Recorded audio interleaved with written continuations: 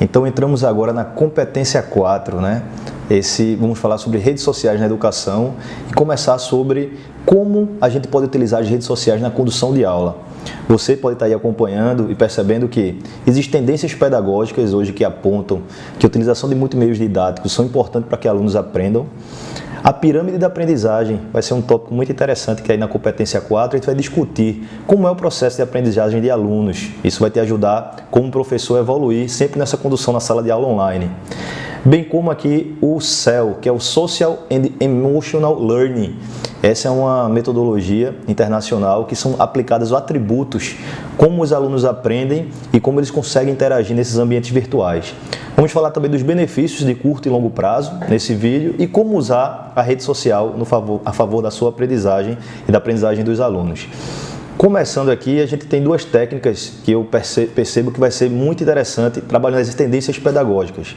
Então, as tendências pedagógicas é exatamente aquilo que aponta um caminho. Então, a gente trabalhando nos multimeios didáticos, então qual é o caminho da educação para o futuro? Como a gente pode educar esses alunos para o futuro? Então, a reinvenção de espaços e meios de aprendizagem é o primeiro passo. Então, a sala de aula convencional, ela vai dar suporte agora a ambientes virtuais. Através dos smartphones, através do computador, a gente pode estar trocando experiências e colhendo experiências também dos nossos alunos. E aí vem um paradoxo que vocês viram aí no vídeo dessa quarta competência, que é tecnologia versus metodologia. De que serve a tecnologia se o método continua o mesmo? Então, quando a gente tem suportes tecnológicos, o professor tem que também reinventar seus métodos de aprendizagem. Também perceber o aluno como único, como a gente percebe você aqui como aluno único. Ou seja, não trabalhar apenas o caminho didático, sem perceber se o aluno está acompanhando aquele aprendizado. Então, você tem que perceber tanto os alunos que têm facilidade com o aprendizado online ou com o aprendizado digital e alunos que também têm dificuldades com isso. Então, dessa maneira, você vai conseguir abordar e incluir alunos dentro desse processo. E aí, trabalhando a pirâmide da aprendizagem, que vocês vão ver aí também no material, percebe o seguinte, que a pirâmide da aprendizagem, elas são os nossos sentidos. Então, os alunos aprendem 10% quando lê, 20% quando ouve, 30% quando observa e 50% quando vê e observa, quando ele está ali fazendo parte de uma situação. Isso a gente consegue tudo no ambiente online. E aí é uma ação direta do professor para o aluno. Aí vem a parte principal que a gente pretende contribuir com essa disciplina, que é quando a gente discute com os outros, o aprendizado é em 70%. Então, imagine uma sala de aula onde a gente pode propiciar a interação. Para isso, o ambiente tem que ser muito simples e agradável. E por que vamos falar das redes sociais? Porque é um ambiente onde os alunos já estão. Eles já estão inseridos, eles já se comunicam uns com os outros e interagem em grupos, por exemplo, no WhatsApp, no próprio Facebook. Quando a gente faz algo, a gente aprende 80%, né, por essa pirâmide da aprendizagem.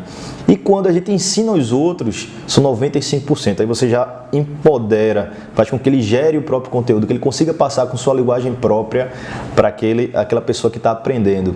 Então, essa pirâmide da aprendizagem ela pode dar um caminho de como a gente pode empoderar esses alunos para que eles consigam também transmitir o seu conhecimento e assim elevar o seu nível de aprendizagem para 95%. E aí, focando na pirâmide da aprendizagem, a gente também, depois de 2 semanas, a gente só lembra de 10% do que leu. Então, observa que 90% desse conteúdo ele é perdido. A gente só lembra de 20% do que nós ouvimos, só de 30% do que vemos, 50% do que ouvimos e vemos, metade. E aí, 70% do que a gente fala. Então, muitas vezes tem essas técnicas, né, de leitura, programação neurolinguística, que você lê em voz alta para você ouvir o que você está falando. Isso gera uma memorização de 70% e 90% quando a gente fala e faz, né? Então, a gente pratica. Então, o aprendizado do saber. Como estimular em ambientes online o falar e o fazer? Essa é uma técnica que a gente tem que desenvolver para esses alunos. E aí, entramos na metodologia, né, falando sobre o Social and Emotional Learning, que é a aprendizagem social e emocional, o SEL.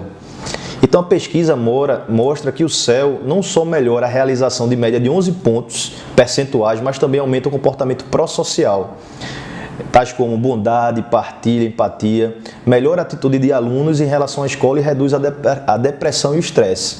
Então, ou seja, você trabalha também essa questão emocional junto com o aprendizado. E aí são 5 competências para isso: autoconhecimento, autogerenciamento, consciência social, habilidades de relacionamento e tomada de decisão responsável. Todas essas 5 habilidades, competências são desenvolvidas com o Social and Emotional Learning.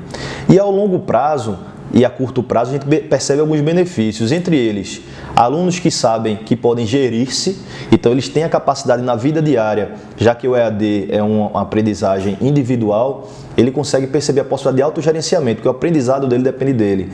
Ele compreende também a perspectiva dos outros, porque ele compartilha, ele interage e se relaciona de maneira eficaz, como também faz escolha sensata sobre decisões pessoais e sociais.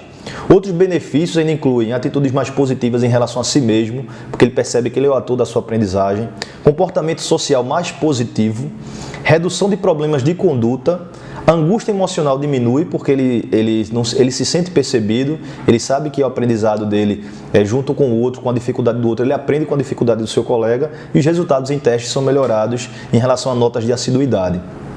E para que a gente consiga entender como podemos utilizar a rede social a favor da aprendizagem na prática, então vamos fazer com vocês um passo a passo didático nesse próximo vídeo. Você vai aprender como criar, por exemplo, no ambiente do Facebook, uma sala de aula, onde todos esses alunos podem aplicar essas técnicas da aprendizagem e aí desenvolver suas competências.